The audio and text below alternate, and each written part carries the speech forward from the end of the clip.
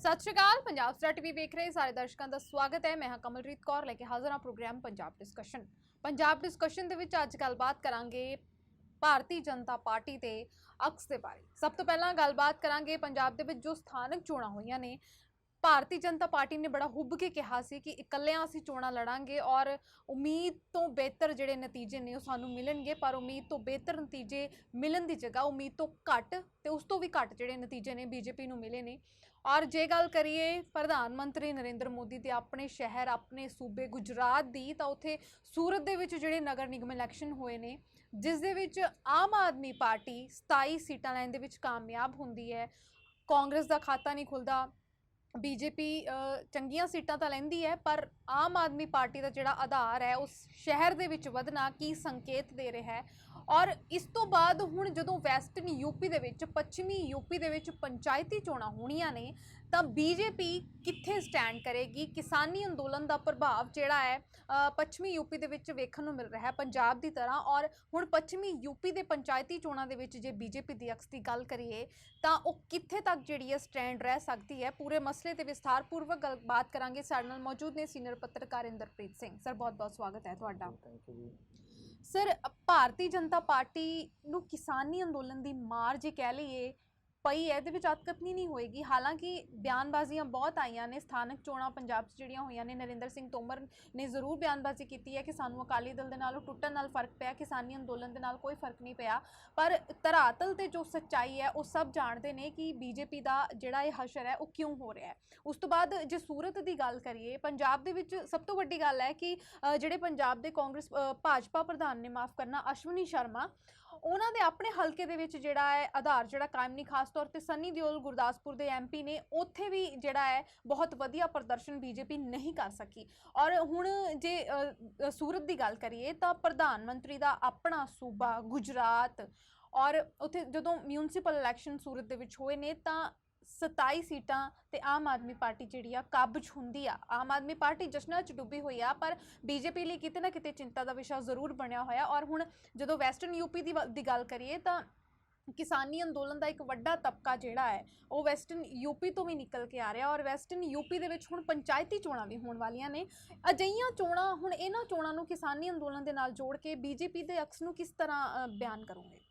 देखो, तीन डिफरेंट तुसीं गल्लां मतलब सामने रखियां और डिफरेंट ही ਉਹਦੇ जवाब ने।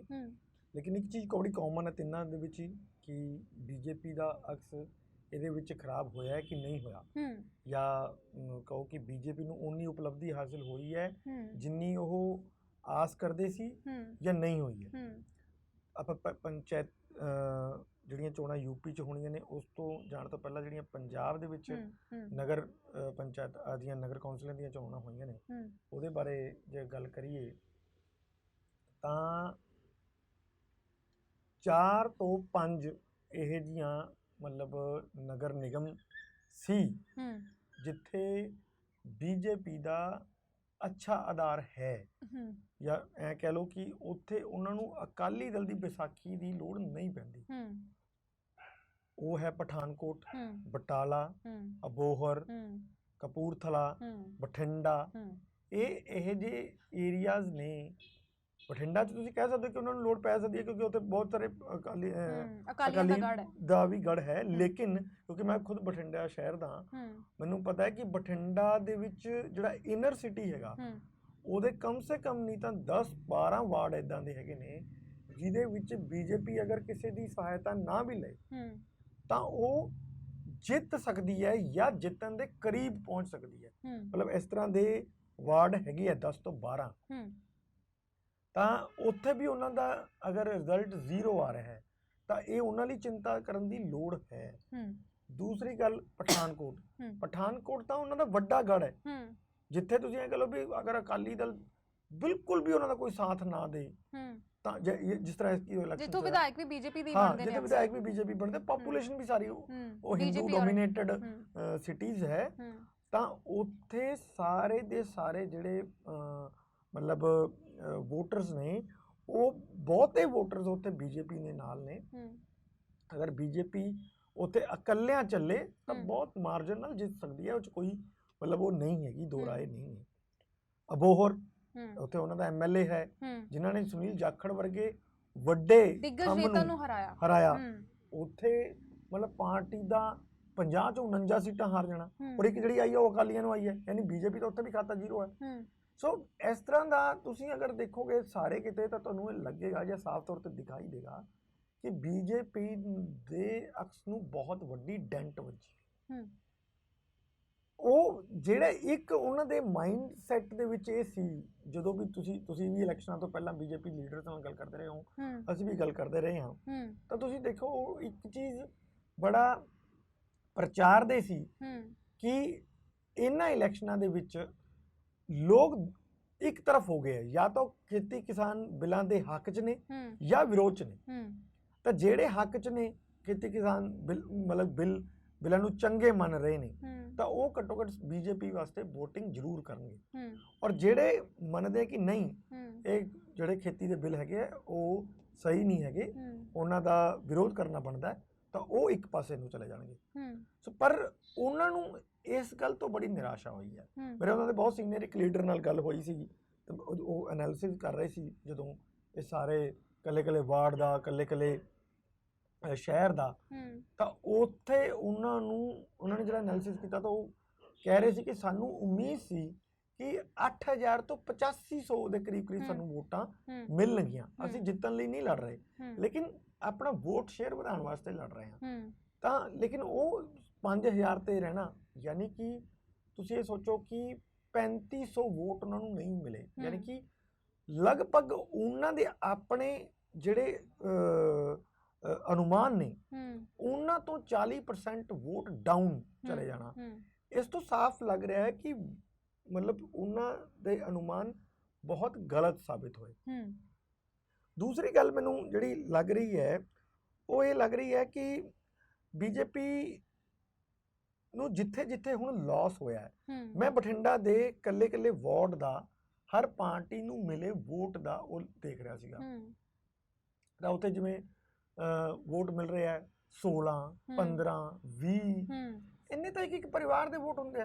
ਸਪੋਜ਼ ਮੈਂ ਕਿਤੇ ਖੜਾ ਅਗਰ ਇਲੈਕਸ਼ਨ ਲੜ ਰਹੇ ਹਾਂ, ਮੇਰੇ ਜਿਹੜੇ ਪਰਿਵਾਰ ਦੇ ਲੋਕ ਨੇ ਉੱਥੇ ਐਟਲੀਸਟ ਉਹੀ ਮੈਨੂੰ ਵੋਟਾਂ ਜੇ ਪਾ ਦੇਣ ਤਾਂ ਮੈਨੂੰ ਉਹ ਤੋਂ ਉੱਪਰ ਵੋਟਾਂ ਮਿਲ ਜਾਣੀਆਂ ਚਾਹੀਦੀਆਂ ਨੇ। ਲੇਕਿਨ ਜੇ ਮੈਨੂੰ 15-16 ਹੀ ਵੋਟਾਂ ਮਿਲ ਰਹੀਆਂ ਨੇ ਤਾਂ ਕਿਤੇ ਨਾ ਕਿਤੇ ਤੁਸੀਂ ਦੇਖੋ ਉਹ ਜਿਹੜਾ ਵੋਟ ਬੈਂਕ ਜਿਹੜਾ ਤੁਹਾਨੂੰ ਲੱਗਦਾ ਸੀ ਕਿ ਸਾਡੇ ਕੋਲ ਆਏਗਾ, ਉਹ ਵੀ ਤੁਹਾਡੇ ਕੋਲ ਨਹੀਂ ਆਇਆ। ਇਹ ਪਾਰਟੀ ਲਈ ਸੋਚਣ ਦਾ ਟਾਈਮ ਹੈ ਵੀ ਕਿਉਂ ਨਹੀਂ ਆਇਆ ਸਾਡੇ ਕੋਲੇ। ਉਹ 'ਚ ਮੈਂ ਤੁਹਾਨੂੰ ਦੱਸਦਾ ਵੀ ਕਿਉਂ ਨਹੀਂ ਆਇਆ। ਦੇਖੋ ਪਾਰਟੀ ਇਹ ਮੰਨ ਕੇ ਚੱਲ ਰਹੀ ਸੀ ਵੀ ਕਿਸਾਨ ਨਾਲ ਲਈ ਜਿਹੜੇ ਬਿੱਲ ਆਏ ਨੇ ਜਿਹੜੇ ਉਹਨਾਂ ਦਾ ਇੰਪੈਕਟ ਕੱਲੇ ਕਿਸਾਨਾਂ ਤੇ ਹੈ। ਮੈਂ ਸ਼ਾਇਦ ਇਸੇ ਤੁਹਾਡੇ ਪ੍ਰੋਗਰਾਮ ਦੇ ਵਿੱਚ ਮੈਂ ਇੱਕ ਵਾਰੀ ਪਹਿਲਾਂ ਵੀ ਕਿਹਾ ਸੀਗਾ ਕਿ ਕੱਲਾ ਇੰਪੈਕਟ ਕਿਸਾਨਾਂ ਤੇ ਨਹੀਂ ਹੈ, ਕਿਸਾਨਾਂ ਤੇ ਇੰਪੈਕਟ ਆਏਗਾ ਜ਼ਰੂਰ, ਪਰ ਉਹਨਾਂ ਕੋਲ ਤਾਂ ਉਹਦੇ ਚੋਂ ਨਿਕਲਣ ਦਾ ਵੇ ਆਊਟ ਵੀ ਹੈਗਾ। ਉਹ ਅੱਜ ਜਿਸ ਤਰ੍ਹਾਂ ਪਿੱਛੇ ਜੇ ਤੁਸੀਂ ਦੇਖਿਆ ਹੋਣਾ ਮਨਿੰਦਰ ਸਿੰਘ ਟਕੈਤ ਹੋਰਾਂ ਨੇ ਕਹਿਤਾ ਕਿ ਅਸੀਂ ਖੜੀ ਫਸਲਾਂ ਨੂੰ ਅੱਗ ਲਗਾ ਦਾਂਗੇ, ਔਰ ਕਿਤੇ ਇਹ ਜਿਹੀ ਘਟਨਾਵਾਂ ਹੋਈਆਂ ਨੇ, ਬਿਲਕੁਲ ਹੋ ਰਹੀਆਂ ਨੇ। ਠੀਕ, ਅਗਰ ਕਿਸਾਨਾਂ ਨੇ ਇੱਕ ਵਾਰ ਵੀ ਇਦਾਂ ਦਾ ਕਰਤਾ ਤਾਂ ਕਿਸਾਨ ਤੋਂ ਉਹਨੂੰ ਲਾਸ ਇੱਕ ਵਾਰ ਦਾ ਹੈ, ਉਸ ਤੋਂ ਬਾਅਦ ਤਾਂ ਜਿੰਨੀ ਉਹਦੀ ਫਸਲ ਬਚ ਗਈ ਨਾ ਉਨੀ ਫਸਲ ਦਾ ਡਬਲਿੰਗ ਪੈਸਾ ਮਿਲਣਾ ਉਹਨਾਂ ਨੂੰ, ਉਹ ਇੰਨੇ ਲਾਸ 'ਚ ਨਹੀਂ ਜਾਣਗੇ। ਪਰ ਕੰਜ਼ਿਊਮਰ ਨੇ ਜਿਹੜੇ ਉਹ ਬਹੁਤ ਲਾਸ 'ਚ ਹੋਣਗੇ। ਨੰਬਰ 2, ਆੜਤੀਆਂ ਨੂੰ ਇਹ ਛੱਡ ਹੀ ਗਏ। ਜਿਹੜੇ ਆੜਤੀਆਂ ਨੂੰ ਮਤਲਬ ਤੁਸੀਂ ਕਹਿਤਾ ਵੀ ਮਤਲਬ ਅਸੀਂ ਟੋਟਲ ਮੰਡੀ ਸਿਸਟਮ ਤੋਂ ਬਾਹਰ ਜਾ ਕੇ ਖਰੀਦ ਕਰਾਂਗੇ ਜਿੱਥੇ ਕੋਈ ਟੈਕਸ ਨਹੀਂ ਦੇਣਾ ਪਏਗਾ, ਕੋਈ ਆੜਤ ਨਹੀਂ ਦੇਣੀ ਪਏਗੀ, ਤਾਂ ਤੁਸੀਂ ਉਹਨਾਂ ਦਾ ਤਾਂ ਕਾਰੋਬਾਰ ਹੀ ਡੁਬੋਤਾ ਸਾਰਾ।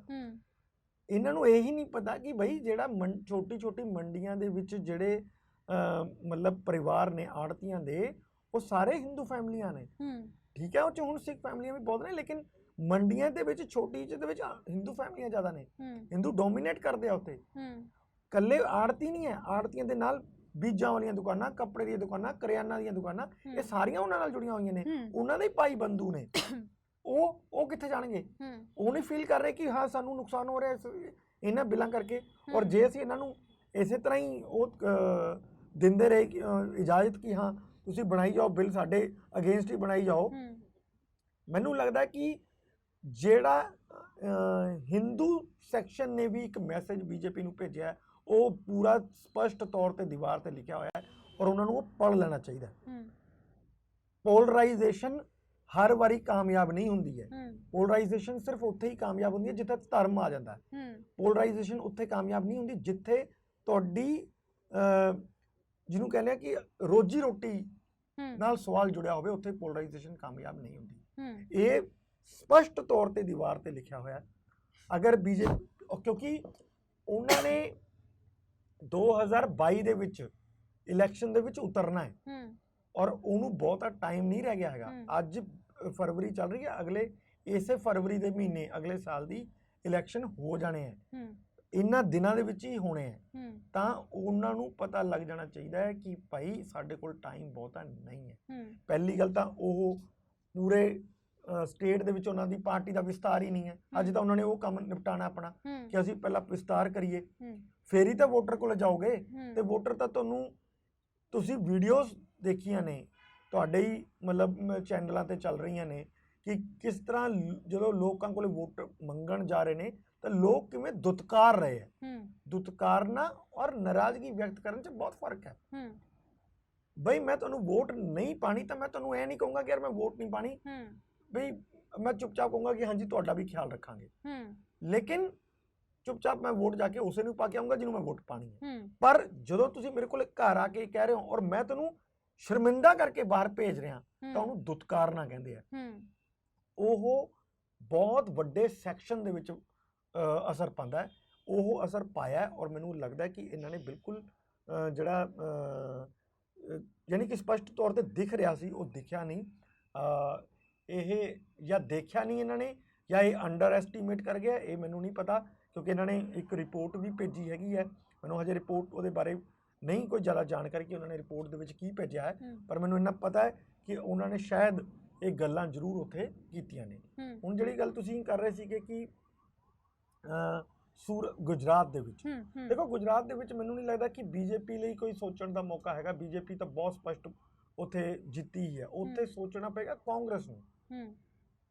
ਦੇਖੋ ਗੁਜਰਾਤ ਦੇ ਵਿੱਚ ਕੀ ਹੈ ਕਿ 2 ਪਾਰਟੀ ਸਿਸਟਮ ਹੀ ਚੱਲ ਰਿਹਾ ਹੈ। ਜਾਂ ਤਾਂ ਉਹ ਲੋਕ ਕਾਂਗਰਸ ਨੂੰ ਚੁਣ ਲੈਂਦੇ ਆ ਜਾਂ ਉਹ ਬੀਜੇਪੀ ਨੂੰ ਚੁਣ ਲੈਂਦੇ। ਕਾਂਗਰਸ ਤਾਂ ਹੁਣ ਪਿਛਲੇ ਤੁਸੀਂ ਦੇਖੋ ਕਿ 3-4 ਟਰਮਸ ਤੋਂ ਨਹੀਂ ਆ ਰਹੀ ਹੈ, ਮਤਲਬ ਆਲਮੋਸਟ 2002 ਤੋਂ ਤੁਸੀਂ ਦੇਖ ਲਓ ਤਾਂ ਉਹ ਨਹੀਂ ਆ ਰਿਹਾ ਹੈ ਨਾ। 20 ਸਾਲ ਤੋਂ ਲਗਭਗ ਉੱਥੇ ਬੀਜੇਪੀ ਨੂੰ ਰਾਜ ਕਰਦੇ ਹੋ ਗਿਆ ਹੈ। ਔਰ ਫਿਰ ਵੀ ਚਲੋ ਜਿਹੜੇ ਲਾਸਟ ਇਲੈਕਸ਼ਨ ਸੀਗੇ ਉਸ 'ਚ ਕਾਂਗਰਸ ਨੇ ਬਹੁਤ ਅੱਛਾ ਪ੍ਰਦਰਸ਼ਨ ਕੀਤਾ ਸੀਗਾ। ਮਤਲਬ ਤੁਸੀਂ ਐਂ ਕਹਿ ਲਓ ਕਿ ਵਿਨਿੰਗ ਪੋਸਟ ਤੇ ਜਾਂਦੇ ਉਹ ਰਹਿ ਗਏ, ਕੁਝ ਵੋਟਾਂ ਦੇ ਕੁਝ ਸੀਟਾਂ ਦਾ ਫਰਕ ਰਹਿ ਗਿਆ ਔਰ ਉਹ ਮਤਲਬ ਵਿਨਿੰਗ ਪੋਸਟ ਨੂੰ ਛੂ ਨਹੀਂ ਪਾਏ। ਪਰ ਹੁਣ ਦੇ ਜਿਹੜੇ ਇਲੈਕਸ਼ਨ ਨੇ ਉਹਨਾਂ 'ਚ ਆਮ ਆਦਮੀ ਪਾਰਟੀ ਦਾ ਐਂਟਰ ਹੋਣਾ ਹੈ ਔਰ ਜਾਂ ਉਹਨਾਂ ਨੂੰ ਤੁਸੀਂ ਕਹੋ ਕਿ ਉਹਨਾਂ ਨੂੰ ਚਾਹੇ ਜਿੰਨੀ ਵੀ ਕਾਮਯਾਬੀ ਮਿਲੀ ਹੈ ਉਹਨਾਂ ਮਿਲਣਾ ਕਾਂਗਰਸ ਲਈ ਜ਼ਿਆਦਾ ਖਤਰਨਾਕ ਹੈ। ਕਿਉਂਕਿ ਸੱਤਾ 'ਚ ਇੱਕ ਪਾਰਟੀ ਤਾਂ ਹੈ ਹੀ ਹੈ। ਅਗਰ ਉਹ ਲੋਕਾਂ ਨੇ ਚੁਣਨਾ ਹੁੰਦਾ ਤਾਂ ਉਹ ਬੀਜੇਪੀ ਨੂੰ ਹੀ ਚੁਣ ਲੈਂਦੇ। ਉਹ ਕਾਂਗਰਸ ਨੂੰ ਛੋੜ ਕੇ ਆਮ ਆਦਮੀ ਪਾਰਟੀ ਨੂੰ ਚੁਣ ਰਹੇ ਨੇ। ਇਟ ਮੀਨਸ ਕਿ ਉਹ ਕਾਂਗਰਸ ਦੀ ਪਰਫਾਰਮੈਂਸ ਤੋਂ ਜ਼ਿਆਦਾ ਖੁਸ਼ ਨਹੀਂ ਹੈ। ਇਸ ਕਰਕੇ ਉਹ ਜਿਹੜਾ ਹੈਗਾ ਉਹ ਮਤਲਬ ਇਹ ਚਾਹੁੰਦੇ ਹੈ ਕਿ ਜਾਂ ਤਾਂ ਅਸੀਂ ਇੱਕ ਲੈਸਨ ਕਾਂਗਰਸ ਨੂੰ ਵੀ ਦਈਏ ਕਿ ਵੀ ਤੁਸੀਂ ਆਪਣੇ 'ਚ ਸੁਧਾਰ ਕਰੋ, ਜਾਂ ਮਤਲਬ ਅਸੀਂ ਫਿਰ ਸਾਡੇ ਕੋਲੇ ਅਲਟਰਨੇਟਿਵ ਆਮ ਆਦਮੀ ਪਾਰਟੀ ਦੇ ਰੂਪ 'ਚ ਹੈ ਔਰ ਅਸੀਂ ਉਹਨੂੰ ਹੀ ਚੁਣ ਸਕਦੇ ਹਾਂ। ਕਿਉਂਕਿ ਇਹ ਫਿਨੋਮੇਨਾ ਜਿਹੜਾ ਉਹ ਇੱਕੋ ਹੀ ਸ਼ਹਿਰ 'ਚ ਦੇਖਣ ਨੂੰ ਮਿਲਿਆ ਸੂਰਤ ਦੇ ਵਿੱਚ, ਬਾਕੀ ਕਿਤੇ ਨਹੀਂ ਮਿਲਿਆ। ਬਾਕੀ ਕਿਤੇ ਕਾਂਗਰਸ ਨੂੰ ਵੀ ਠੀਕ ਠਾਕ ਦੀਆਂ ਸੀਟਾਂ ਆਈਆਂ ਨੇ ਪਰ ਉਹ ਓਨੀਆਂ ਨਹੀਂ ਹੈ ਜਿੰਨੀਆਂ ਤੁਸੀਂ ਦੇਖੋ ਨਾ ਵਿਧਾਨ ਸਭਾ ਦੇ ਵਿੱਚ ਉਹਨਾਂ ਨੂੰ ਨੈਕ ਟੂ ਨੈਕ ਫਾਈਟ ਸੀ ਔਰ ਉੱਥੇ ਤਾਂ 60-40 ਦਾ ਫਰਕ ਹੈ, ਲੇਕਿਨ ਇੱਥੇ ਤਾਂ 10 ਤੇ 90 ਦਾ ਫਰਕ ਹੈ। ਬਾਕੀ ਸੀਟਾਂ ਨੂੰ ਤੁਸੀਂ ਲਗਾਓ ਤਾਂ ਉਹਨਾਂ ਨੂੰ 90 ਦੇ ਆਸ-ਪਾਸ ਸੀਟਾਂ ਮਿਲ ਰਹੀਆਂ ਨੇ ਔਰ ਬੀਜੇਪੀ ਕਾਂਗਰਸ ਨੂੰ 10 ਸੀਟਾਂ ਮਿਲ ਰਹੀਆਂ ਨੇ। ਤਾਂ ਗੈਪ ਬਹੁਤ ਹਿਊਜ ਹੈ ਔਰ ਮੈਨੂੰ ਲੱਗਦਾ ਕਿ ਸੋਚਣ ਦਾ ਵਿਸ਼ਾ ਉੱਥੇ ਕਾਂਗਰਸ ਲਈ ਹੈ ਕਿ ਹਾਂ ਇਹ ਇੱਕ ਲੈਸਨ ਉਹਨਾਂ ਨੂੰ ਬੀਜੇਪੀ ਨੂੰ ਵੀ ਹੈ ਕਿ ਤੁਸੀਂ ਸਿਰਫ ਸਾਨੂੰ ਇਹ ਨਾ ਲਿਓ ਵੀ ਐਜ਼ ਗ੍ਰਾਂਟਡ ਕਿ ਹਾਂ ਠੀਕ ਹੈ ਜੀ ਵੀ ਅਸੀਂ ਤਾਂ ਜਿੱਤੀ ਗਏ ਤਾਂ ਅਗਲੀ ਵਾਰ ਵੀ ਸਾਨੂੰ ਜਾਂ ਬੀਜੇਪੀ ਇਹ ਨਾ ਸੋਚੇ ਕਿ ਗੁਜਰਾਤ ਦਾ ਠੇਕਾ ਜਿਹੜਾ ਹੈ ਬੀਜੇਪੀ ਦੇ ਕੋਲ ਹੀ ਹੈ। ਹਾਂ ਲਿਆ ਹੈ ਕਿਉਂਕਿ ਦੇਖੋ ਜਿਹੜੀਆਂ ਲੋਕਲ ਇਲੈਕਸ਼ਨ ਹੁੰਦੀਆਂ ਨੇ ਉਸ 'ਚ ਬਹੁਤ ਸਾਰੇ ਲੋਕ ਇਹ ਵੀ ਸੋਚ ਲੈਂਦੇ ਯਾਰ ਵੀ ਸੱਤਾ ਤੋਂ ਬਾਹਰ ਵਾਲੇ ਬੰਦਿਆਂ ਨੂੰ ਚੁਣ ਕੇ ਵੀ ਕੀ ਫਾਇਦਾ ਹੈ। ਨਾ ਤਾਂ ਸਾਨੂੰ ਗ੍ਰਾਂਟਾਂ ਆਣੀਆਂ ਨੇ, ਨਾ ਸਾਡੇ ਵਿਕਾਸ ਹੋਣੇ ਆ, ਤਾਂ ਇਸ ਕਰਕੇ ਸਰਕਾਰ ਨੂੰ ਹੀ ਚੁਣ ਲਓ, ਅੱਛੀ ਗੱਲ ਹੈ। ਪਰ ਜੇ ਇਸ ਦੇ ਬਾਵਜੂਦ ਵੀ ਆਮ ਆਦਮੀ ਪਾਰਟੀ ਨੂੰ ਜਾਂ ਕਾਂਗਰਸ ਨੂੰ ਉੱਤੇ ਵੋਟ ਪਈ ਹੈ, ਤਾਂ ਬੀਜੇਪੀ ਨੂੰ ਵੀ ਇਹ ਲੈਸਨ ਹੈ ਕਿ ਲੋਕਾਂ ਦੇ ਵਿੱਚ ਨਾਰਾਜ਼ਗੀ ਹੈ, ਤਾਂ ਉਹਨਾਂ ਨੂੰ ਜਾਂ ਤਾਂ ਠੀਕ ਕਰਨਾ ਪਏਗਾ, ਉਸ ਨਾਰਾਜ਼ਗੀ ਨੂੰ ਦੂਰ ਕਰਨਾ ਪਏਗਾ, ਜਾਂ ਫਿਰ ਅਗਲੀ ਵਾਰ ਉਹ ਫਿਰ ਸੱਤਾ ਤੋਂ ਬਾਹਰ ਵੀ ਹੋ ਸਕਦੇ ਆ। ਤੇ ਪੱਛਮੀ ਯੂਪੀ ਦੀ ਸਰ ਗੱਲ ਕਰ ਲਈਏ, ਜਿਹੜੇ ਪੰਚਾਇਤੀ ਚੋਣਾਂ ਹੋਣ ਵਾਲੀਆਂ ਹਾਂ, ਜਿਹੜਾ ਦੇਖੋ ਇਹ ਬੜਾ ਇੱਕ ਮੇਜਰ ਇਸ਼ੂ ਇਸ ਟਾਈਮ ਬਣਿਆ ਹੋਇਆ, ਮਤਲਬ ਖਾਸ ਤੌਰ ਤੇ ਮੈਨੂੰ ਇਹ ਲੱਗ ਰਿਹਾ, ਜੋ ਕਿ ਦੇਖੋ ਪਿਛਲੇ 1 ਮਹੀਨੇ ਤੋਂ ਤਾਂ ਹਿਲਚੁਲ ਤਾਂ ਹੋ ਨਹੀਂ ਰਹੀ ਆ। ਅੱਜ 24 ਤਰੀਕ ਹੋ ਗਈ ਹੈ, ਲਾਸਟ ਦੀ ਮੀਟਿੰਗ 22 ਤਰੀਕ ਨੂੰ ਖਤਮ ਹੋਈ ਸੀ, 22 ਜਨਵਰੀ ਨੂੰ। ਉਸ ਤੋਂ ਬਾਅਦ ਤਾਂ ਕੋਈ ਮੀਟਿੰਗ ਹੋਈ ਨਹੀਂ ਹੈ, ਪੂਰਾ 1 ਮਹੀਨਾ 2 ਦਿਨ ਉੱਪਰ ਹੋਰ ਹੋ ਗਏ ਆ, ਔਰ ਕੋਈ ਜਿਹਨੂੰ ਕਹਿ ਸਕਦੇ ਆਪਾਂ ਕਿ ਕੋਈ ਆਸ ਵੀ ਨਜ਼ਰ ਨਹੀਂ ਆ ਰਹੀ। ਔਰ ਕੇਂਦਰ ਸਰਕਾਰ ਦਾ ਰਵੱਈਆ ਔਰ ਬੀਜੇਪੀ ਮੰਤਰੀਆਂ ਦਾ ਜਿਹੜਾ ਰਵੱਈਆ ਬਿਲਕੁਲ ਨੈਗੇਟਿਵ ਹੋ ਗਿਆ। ਪਹਿਲਾਂ ਐਟਲੀਸਟ ਇੰਨਾ ਕੁ ਪੋਜ਼ਿਟਿਵ ਜ਼ਰੂਰ ਸੀ ਕਿ ਉਹ ਇਹ ਜ਼ਰੂਰ ਕਰ ਰਹੇ ਸੀ ਕਿ ਠੀਕ ਹੈ, ਅਸੀਂ ਮਤਲਬ ਗੱਲਬਾਤ ਕਰ ਰਹੇ ਹਾਂ, ਚਾਹੇ ਉਹ ਗੱਲ ਮੰਨ ਨਹੀਂ ਸੀ ਰਹੇ, ਲੇਕਿਨ ਗੱਲ ਸੁਣ ਤਾਂ ਰਹੀ ਸੀ। ਲੇਕਿਨ ਹੁਣ ਤਾਂ ਉਹਨਾਂ ਨੇ ਸੁਣਨੀ ਵੀ ਬੰਦ ਕਰ ਦਿੱਤੀ ਹੈ, 1 ਮਹੀਨਾ ਹੋ ਗਿਆ।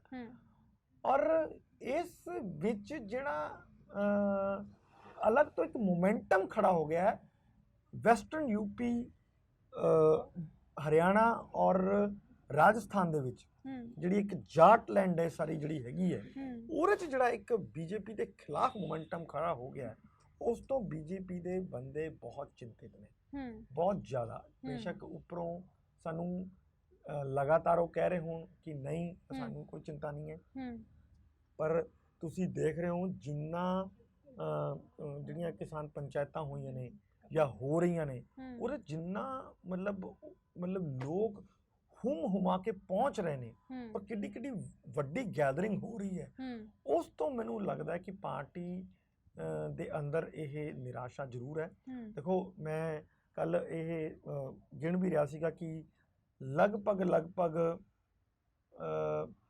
25 ਤੋਂ 30 ਜਿਹੜੀਆਂ ਨੇ ਉਹ ਪਾਰਲੀਮੈਂਟ ਦੀਆਂ ਸੀਟਾਂ ਕੱਲੀਆਂ ਵੈਸਟਰਨ ਯੂਪੀ ਦੀਆਂ, ਬਾਕੀ 7 ਦੇ ਕਰੀਬ ਜਿਹੜੀਆਂ ਹੈਗੀਆਂ ਨੇ ਉਹ ਹਰਿਆਣੇ ਦੀਆਂ, ਔਰ ਇਹਦੀਆਂ ਮੈਨੂੰ ਦੱਸਿਆ ਕਿ 12 ਜਾਂ 13 ਸੀਟਾਂ ਨੇ ਜਿਹੜੀਆਂ ਰਾਜਸਥਾਨ ਦੀਆਂ।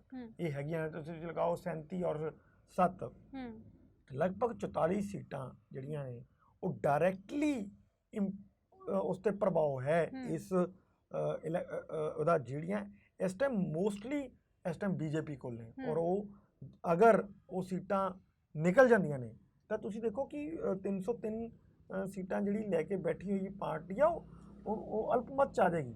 ਉਹਨੂੰ ਫਿਰ ਕਿਸੇ ਹੋਰ ਪਾਰਟੀਆਂ ਦੀ ਮਦਦ ਲੈਣੀ ਪੈਣੀ ਹੈ, ਤਾਂ ਉਸ ਸਿਚੁਏਸ਼ਨ ਦੇ ਵਿੱਚ ਦੂਸਰੀਆਂ ਪਾਰਟੀਆਂ ਵੀ ਕੀ ਮਦਦ ਕਰ ਪਾਉਣਗੀਆਂ ਕਿ ਨਹੀਂ, ਇਹ ਵੱਡਾ ਚੈਲੰਜ ਹੈ ਇੱਕ।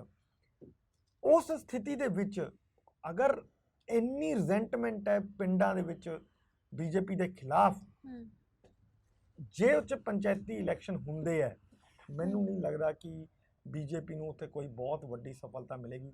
ਮੈਨੂੰ ਲੱਗਦਾ ਕਿ ਬੀਜੇਪੀ ਨੂੰ ਬਹੁਤ ਵੱਡੀ ਮਾਰ ਪਏਗੀ ਇਸ ਪੂਰੇ ਖਿੱਤੇ ਦੇ ਅੰਦਰ। ਔਰ ਇਹ ਕੱਲੀਆਂ 25 ਜਾਂ 27 ਪਾਰਲੀਮੈਂਟ ਦੀਆਂ ਸੀਟਾਂ ਨਹੀਂ ਹੈ, ਇਹ 'ਚ 100 ਸੀਟਾਂ ਨੇ ਜਿਹੜੀਆਂ ਵਿਧਾਨ ਸਭਾ ਦੀਆਂ ਨੇ। ਔਰ ਇਹ ਉਸ ਲਈ ਵੀ ਇਸ ਜ਼ਿਆਦਾ ਜ਼ਰੂਰੀ ਹੈ ਕਿ ਅਗਲੇ ਹੀ ਸਾਲ ਜੇ ਅਸੀਂ ਪੰਜਾਬ ਦੇ ਵਿੱਚ ਇਲੈਕਸ਼ਨ ਦੇ ਉੱਤੇ ਬੈਠੇ ਹਾਂ, ਤਾਂ ਸੇਮ ਯੂਪੀ ਵੀ ਸਾਡੇ ਨਾਲ ਇਹਨਾਂ ਦਿਨਾਂ ਦੇ ਵਿੱਚ ਹੀ ਇਲੈਕਸ਼ਨ ਦੇ ਵਿੱਚ ਆਉਣਾ ਹੈ। ਔਰ ਮੈਨੂੰ ਲੱਗ ਰਿਹਾ ਹੈ ਕਿ ਜਿਸ ਤਰ੍ਹਾਂ ਦੀ ਰਿਜ਼ੈਂਟਮੈਂਟ ਲਗਾਤਾਰ ਵੱਧ ਰਹੀ ਹੈ, ਔਰ ਉਹ ਪੱਛਮੀ ਯੂਪੀ ਤੋਂ ਬਾਕੀ ਖਿੱਤਿਆਂ ਦੇ ਵਿੱਚ ਵੀ ਜਾ ਰਹੀ ਹੈ, ਉਹਦੇ ਨਾਲ ਪਾਰਟੀ ਨੂੰ ਵੱਡਾ ਡੈਂਟ ਜ਼ਰੂਰ ਪਏਗਾ। ਔਰ ਇਹ ਇਸੇ ਨੇ ਹੀ ਪਾਰਟੀ ਦੇ ਬਹੁਤ ਸਾਰੇ ਬੰਦਿਆਂ ਨੂੰ ਹਿਲਾਇਆ ਵੀ ਹੋਇਆ ਹੈ। ਠੀਕ ਹੈ ਕਿ ਉਹ ਓਪਨਲੀ ਨਹੀਂ ਕਹਿ ਰਹੇ ਹੈ, ਲੇਕਿਨ ਅੰਦਰੋਂ ਅੰਦਰੀ ਉਹਨਾਂ ਨੂੰ ਸਾਫ਼ ਦਿਖ ਰਿਹਾ ਹੈ ਕਿ ਅਸੀਂ ਨਹੀਂ ਆਉਣ ਜਾ ਰਹੇ, ਜਾਂ ਜਿਨ੍ਹਾਂ ਲੋਕਾਂ ਤੋਂ ਅਸੀਂ ਵੋਟਾਂ ਮੰਗਣ ਜਾਣਾ ਹੈ, ਉਹ ਵੋਟ ਤਾਂ ਦੂਰ ਦੀ ਗੱਲ ਹੈ, ਕਿਤੇ ਸਾਡੇ ਤੇ ਡੰਡੇ ਹੀ ਨਾ ਬਰਸਾਉਣ ਲੱਗ ਜਾਣ ਜਾਂ ਪੱਥਰਬਾਜ਼ੀ ਨਾ ਸ਼ੁਰੂ ਕਰ ਦੇਣ ਸਾਡੇ ਦੇ ਉੱਤੇ। ਮੈਨੂੰ ਇਹ ਲੱਗ ਰਿਹਾ ਕਿ ਇਹ ਇੱਕ ਬਹੁਤ ਗਲਤ ਦਿਸ਼ਾ ਵੱਲ ਜਾ ਰਿਹਾ ਹੈ। ਪ੍ਰਧਾਨ ਯਾਨੀ ਮੰਤਰੀ ਕਿ ਨੂੰ ਇਹ ਕਿਆਸ ਰਾਈਆਂ ਲਗਾਈਆਂ ਜਾ ਸਕਦੀਆਂ ਨੇ ਕਿ ਜਿਸ ਤਰ੍ਹਾਂ ਦਾ ਰਵੱਈਆ ਪੰਜਾਬ ਦੇ ਵਿੱਚ ਬੀਜੇਪੀ ਆਗੂਆਂ ਦੇ ਨਾਲ ਸਥਾਨਕ ਚੋਣਾਂ ਦੌਰਾਨ ਕੀਤਾ ਗਿਆ, ਉਹ ਰਵੱਈਆ ਪੱਛਮੀ ਯੂਪੀ ਦੇ ਵਿੱਚ ਵੀ ਅਪਣਾਇਆ ਜਿਹੜਾ ਜਾ ਸਕਦਾ ਹੈ ਕਿਤੇ ਨਾ ਬਿਲਕੁਲ ਕਿਤੇ। ਕਿਤੇ ਦੇਖੋ ਜਿਹੜੀਆਂ ਖਾਸ ਤੌਰ ਤੇ ਜਿਹੜੀਆਂ ਪੰਚਾਇਤੀ ਏਰੀਆਜ਼ ਹੈਗੇ ਨੇ ਜਾਂ ਦਿਹਾਤੀ ਏਰੀਆਜ਼ ਤੇ ਹੈਗੇ ਨੇ, ਉੱਥੇ ਮੈਨੂੰ ਲੱਗਦਾ ਕਿ ਇਹ ਹੋਏਗਾ। ਅਗਰ ਇਹਨਾਂ ਦਿਨਾਂ 'ਚ ਹੀ ਮਹੀਨੇ 15 ਦਿਨਾਂ 2 ਮਹੀਨਿਆਂ 'ਚ ਵੋਟਿੰਗ ਹੁੰਦੀ ਹੈ ਤਾਂ ਮੈਨੂੰ ਲੱਗਦਾ ਕਿ ਹੋਏਗਾ। ਪਰ ਹਾਂ ਇਹ ਠੀਕ ਹੈ ਕਿ ਅਗਰ in between prime minister farmers ਨੂੰ ਬੁਲਾ ਕੇ ਉਹਨਾਂ ਨਾਲ ਉਹਨਾਂ ਦੇ ਮਤਲਬ ਦੀ ਗੱਲ ਕਰਦੇ ਆ ਔਰ ਉਹਨੂੰ ਮਨਾਉਣ 'ਚ ਕਾਮਯਾਬ ਹੋ ਜਾਂਦੇ ਤਾਂ ਹੋ ਸਕਦਾ ਕਿ ਇਹਦਾ ਉਲਟਾ ਵੀ ਹੋ ਜਾਏ, ਤਾਂ ਫਿਰ ਹੋ ਸਕਦਾ ਕਿ ਬੀਜੇਪੀ ਫਿਰ ਉੱਥੋਂ ਸੀਟਾਂ ਲੈ ਜੇ। ਪਰ ਅੱਜ ਜੀ ਜੋ ਸਿਚੁਏਸ਼ਨ ਬਣ ਚੁੱਕੀ ਹੈ ਇਸ ਟਾਈਮ, ਉਹ ਬਿਲਕੁਲ ਵੀ ਬੀਜੇਪੀ ਦੇ ਫੇਵਰ 'ਚ ਨਹੀਂ ਹੈ। 100 ਵਿਧਾਨ ਸਭਾ ਦੀਆਂ ਸੀਟਾਂ ਉਹਨਾਂ ਦੀਆਂ ਬਹੁਤ ਖਤਰੇ 'ਚ ਨੇ, ਇਹ ਮੈਂ ਤੁਹਾਨੂੰ ਬਿਲਕੁਲ ਸਪਸ਼ਟ ਦੱਸਦਾ। ਬਹੁਤ ਬਹੁਤ ਸ਼ੁਕਰੀਆ ਸਰ ਸਾਡੇ ਨਾਲ ਜੁੜਨ ਲਈ। ਇਹ ਸਨ ਸਾਡੇ ਨਾਲ ਸੀਨੀਅਰ ਪੱਤਰਕਾਰ ਇੰਦਰਪ੍ਰੀਤ ਸਿੰਘ, ਜਿਨ੍ਹਾਂ ਦੇ ਨਾਲ ਅਸੀਂ ਬੀਜੇਪੀ ਤੇ ਮੰਡਰਾ ਰਹੇ ਖਤਰੇ ਦੇ ਬੱਦਲਾਂ ਬਾਰੇ ਗੱਲਬਾਤ ਕੀਤੀ ਹੈ। ਬਹੁਤ ਵੱਡੀ ਜਿਹੜੀ ਸੱਤਾ ਧਿਰ ਕੇਂਦਰ ਦੇ ਵਿੱਚ ਉੱਭਰ ਕੇ ਭਾਰਤੀ ਜਨਤਾ ਪਾਰਟੀ ਦੀ ਦੂਜੀ ਵਾਰ ਆਈ, ਯਾਨੀ ਕਿ 2014 ਤੋਂ ਬਾਅਦ 2019 ਫੇਰ ਜਿਹੜਾ ਹੈ ਭਾਰਤੀ ਜਨਤਾ ਪਾਰਟੀ ਦੇ ਹੱਥ ਦੇ ਵਿੱਚ ਦੇਸ਼ ਦੀ ਜਿਹੜੀ ਕਮਾਨ ਹੈ ਉਹ ਦਿੱਤੀ ਗਈ। ਪਰ ਇਸ ਸਭ ਦੇ ਵਿਚਾਲੇ ਜਦੋਂ ਕਿਸਾਨੀ ਅੰਦੋਲਨ ਦੀ ਹੂਕ ਉੱਠਦੀ ਹੈ, ਕਿਸਾਨੀ ਅੰਦੋਲਨ ਦੀਆਂ ਲਹਿਰਾਂ ਉੱਠਦੀਆਂ ਨੇ, ਤਾਂ ਇੱਕ ਇੱਕ ਕਰਕੇ ਜਿਹੜੀ ਬੀਜੇਪੀ ਦੀ ਸੱਤਾ ਹੈ ਉਹਦੇ ਉੱਤੇ ਜਿਹੜੇ ਖਤਰੇ ਦੇ ਬੱਦਲ ਨੇ ਉਹ ਮੰਡਰਾਉਣੇ ਜਿਹੜੇ ਨੇ ਸ਼ੁਰੂ ਹੁੰਦੇ ਨੇ। ਪੰਜਾਬ ਦੇ ਵਿੱਚ ਹਾਲ ਹੀ ਦੇ ਵਿੱਚ ਹੋਈਆਂ ਸਥਾਨਕ ਚੋਣਾਂ ਦੇ ਦੌਰਾਨ ਜਿਸ ਤਰ੍ਹਾਂ ਬੀਜੇਪੀ ਨੇ ਮਾਤ ਖਾਧੀ, ਖਾਸ ਤੌਰ ਤੇ ਅਕਾਲੀ ਦਲ ਦੇ ਨਾਲ ਪਹਿਲਾਂ ਜਿਹੜੀਆਂ ਚੋਣਾਂ ਲੜੀਆਂ ਜਾਂਦੀਆਂ ਸੀ, ਪਰ ਇਸ ਵਾਰ ਇਕੱਲਿਆਂ ਲੜਨ ਦਾ ਐਲਾਨ ਕੀਤਾ ਗਿਆ ਸੀ ਔਰ ਇਹ ਕਿਹਾ ਗਿਆ ਸੀ ਕਿ ਬਹੁਤ ਵੱਡੇ ਪੱਧਰ ਦੇ ਉੱਤੇ ਜਿਹੜੀ ਜਿੱਤ ਹੈ ਬੀਜੇਪੀ ਨੂੰ ਮਿਲੇਗੀ। ਪਰ ਉਮੀਦ ਤੋਂ ਜ਼ਿਆਦਾ ਜਿੱਤ ਮਿਲਣ ਦੀ ਜਗ੍ਹਾ ਉਮੀਦ ਤੋਂ ਜਿਹੜੀ ਕਿਤੇ ਘੱਟ ਜਿਹੜੀ VOTING ਬੀਜੇਪੀ ਨੂੰ ਹੋਈ ਹੈ। ਉਸ ਤੋਂ ਬਾਅਦ ਸੂਰਤ ਦੇ ਵਿੱਚ ਵੀ ਕੁਛ ਨਾ ਕੁਛ ਜਿਹੜੇ ਹਿਲਜੁਲ ਹੋਈ ਹੈ। ਔਰ ਹੁਣ ਜਦੋਂ ਵੈਸਟਰਨ ਯੂਪੀ ਦੇ ਵਿੱਚ ਪੰਚਾਇਤੀ ਚੋਣਾਂ ਦੀ ਗੱਲ ਕੀਤੀ ਜਾਂਦੀ ਹੈ ਤਾਂ ਉਸ ਵੇਲੇ ਵੀ ਇਹ ਦਾਅਵਾ ਸਰ ਦੇ ਵੱਲੋਂ ਕੀਤਾ ਗਿਆ ਹੈ ਕਿ 100 ਦੇ ਕਰੀਬ ਜਿਹੜੀਆਂ ਸੀਟਾਂ ਨੇ ਭਾਰਤੀ ਜਨਤਾ ਪਾਰਟੀ ਦੇ ਹਿੱਸੇ ਦੇ ਵਿੱਚ ਨੇ, ਉਹ ਖਤਰੇ 'ਚ ਨੇ। ਔਰ ਕਿਸਾਨੀ ਅੰਦੋਲਨ ਭਾਰਤੀ ਜਨਤਾ ਪਾਰਟੀ ਦੀ ਸੱਤਾ ਦੇ ਲਈ ਕਿਸੇ ਕਾਲੇ ਬੱਦਲ ਤੋਂ ਘੱਟ ਨਹੀਂ ਹੈ। ਜੇ ਭਾਰਤੀ ਜਨਤਾ ਪਾਰਟੀ ਆਪਣਾ ਅਕਸ ਬਚਾਉਣਾ ਚਾਹੁੰਦੀ ਹੈ ਜਾਂ ਫਿਰ ਅੱਗੇ ਦੇਸ਼ ਦੀ ਕਮਾਨ ਸੰਭਾਲਣਾ ਚਾਹੁੰਦੀ ਹੈ, ਜਿਸ ਤਰ੍ਹਾਂ ਵਾਅਦੇ ਭਾਰਤੀ ਜਨਤਾ ਪਾਰਟੀ ਦੇ ਵੱਲੋਂ ਦਾਅਵੇ ਜਿਹੜੇ ਨੇ ਕੀਤੇ ਜਾ ਰਹੇ ਨੇ, ਉਸ ਦੇ ਲਈ ਕਿਸਾਨੀ ਅੰਦੋਲਨ ਦਾ ਜਿਹੜਾ ਹੱਲ ਹੋਣਾ ਬਹੁਤ ਜ਼ਰੂਰੀ ਹੈ। ਸਿੱਧੇ ਤਰੀਕੇ ਦੇ ਨਾਲ ਕਿਸਾਨੀ ਅੰਦੋਲਨ ਦਾ ਇੰਪੈਕਟ ਭਾਰਤੀ ਜਨਤਾ ਪਾਰਟੀ ਦੇ ਵੋਟ ਬੈਂਕ ਉੱਤੇ ਪੈ ਰਿਹਾ ਹੈ। ਹਾਲਾਂਕਿ ਲੀਡਰਾਂ ਦੀ ਬਿਆਨਬਾਜ਼ੀ ਜੋ ਮਰਜ਼ੀ ਹੋਵੇ, ਪਰ ਇਸ ਦਾ ਪ੍ਰਭਾਵ ਜ਼ਰੂਰ ਵੇਖਣ ਨੂੰ ਮਿਲਿਆ। ਫਿਰ ਹਾਜ਼ਰ ਹੋਵਾਂਗੇ ਪੰਜਾਬ ਡਿਸਕਸ਼ਨ ਦੇ ਨਵੇਂ ਐਪੀਸੋਡ ਦੇ ਵਿੱਚ। ਤੁਸੀਂ ਵੇਖਦੇ ਰਹੋ ਪੰਜਾਬ ਸਟਾਰ TV। ਧੰਨਵਾਦ।